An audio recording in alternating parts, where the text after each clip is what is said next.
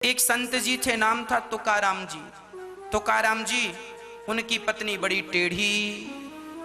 एक दिन तुकाराम जी बैठे सत्संग कर रहे थे, पत्नी आ गई।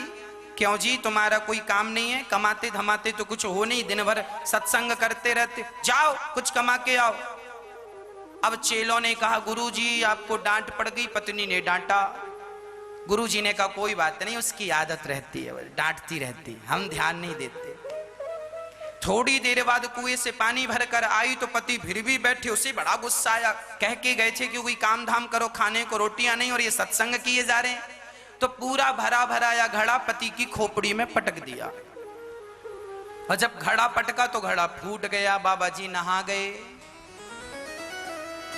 तुकाराम जी पत्नी को देखकर मुस्कुराए और बोले, देखो भाई, कितनी अच्छी पत्नी है मेरी।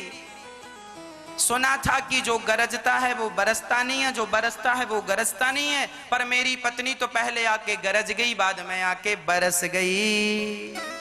ऐसी पत्नी है। देखिए, पत्नी नेगेटिव है पर पति पॉजिटिव है। हर हाल में हमें सकारात्मक रहना चाहिए। समाज भले कैसा भी व्यवहार करे, पर हमें अपनी सकारात्मकता कभी नहीं छोड़नी चाहिए। पति बुरा है ना, रहने दो, वो बुरा है ना, तुम तो अच्छी हो, तुम शांत रहा करो। गाली देता है, सुन लिया करो। जो कहता है कोई जवाब ना दिया करो, मौन व्रत धारण कर लो। एक पत्नी ने अपने पति से कह दिया, सुनो जी, तुम जानवर हो, एक नंबर के जानवर। अब कोई पत्नी अपने पति को कह दे कि तुम जानवर हो, तो उसी घर में महाभारत चालू हो जाएगा। पर वो पति बड़ा पॉजिटिव था, सकारात्मक सोच का था। उस पति ने कहा, तुम ठीक कह रही हो, हम जानवर हैं। बोले कैसे? बोले तुम हमारी जान, हम तुम्हारे वर बराबर जानवर। जान प्लस वर बराबर जानवर, है ना?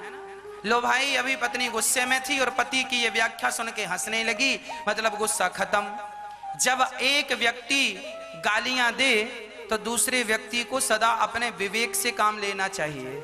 ये बात याद रखना चाहिए कि कीचड़ से कभी कीचड़ को साफ नहीं किया जा सकता। कीचड़ को हमेशा साफ जल से ही साफ किया जा सकता है। तुम्हारा पति तुम्हारी तरफ कीचड़ उछाले तो तुम भी उसकी तरफ कीचड़ उछालो, इससे तो कोई समाधान निकलने का रहा नहीं। यदि पति कीचड़ की बाल्टी लेकर खड़ा है तो तुम शुद्ध भाव लेकर खड़े हो जाओ, पवित्र जल लेकर खड़े हो जाओ, पवित्र मन लेकर खड़े हो जाओ। जो कहता है कहने दो, जब उसका गुस्सा ठंडा हो जाए तब प्यार से समझा देना, कह देना जो कहना है। पर गुस्से में आग पर आग डाला जाए तो क्या आग से आग बुझेगी? आग जब बुझेगी तो पानी से बुझेगी। इसीलिए आग को बुझाने के लिए पानी की जरूरत है।